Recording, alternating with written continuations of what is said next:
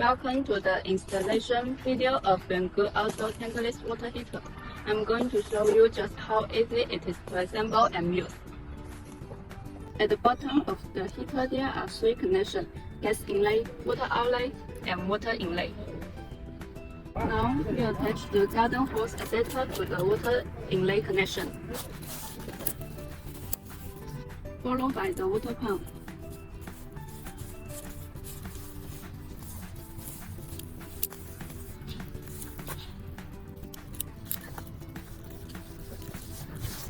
And attach the shower hose to the water outlet connection.